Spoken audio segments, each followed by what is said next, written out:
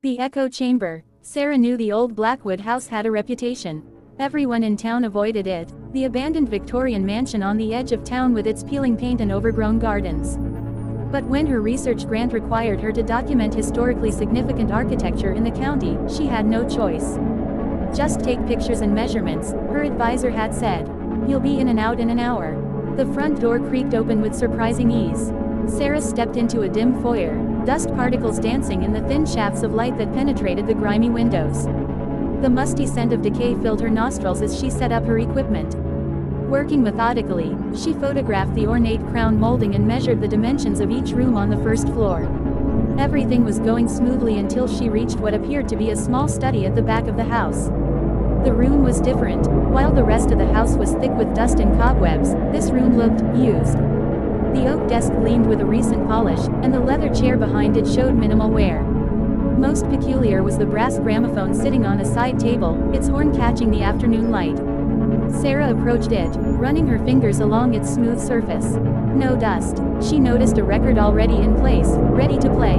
Just a quick look around, and I'll leave, she thought, fighting her growing unease. Her curiosity got the better of her. She wound the gramophone and gently placed the needle on the record.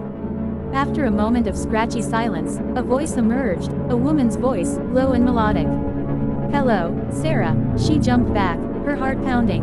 How did it know her name? Don't be frightened, the voice continued.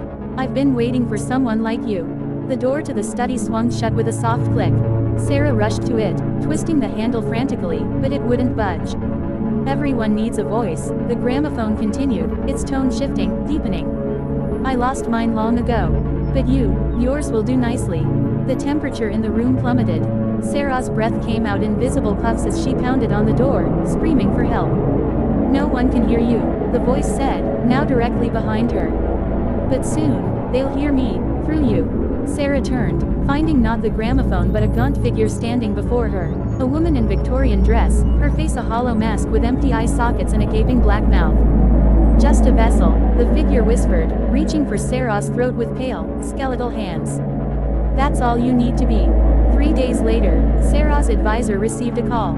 She had completed her survey of the Blackwood house and would be submitting her findings soon. Her voice sounded different on the phone, lower, with an unusual cadence. I found something quite remarkable, she said.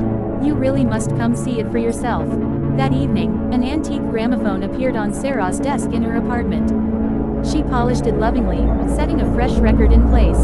She smiled as she heard footsteps approaching her door. Everyone needs a voice, she whispered, her eyes empty, her mouth stretching impossibly.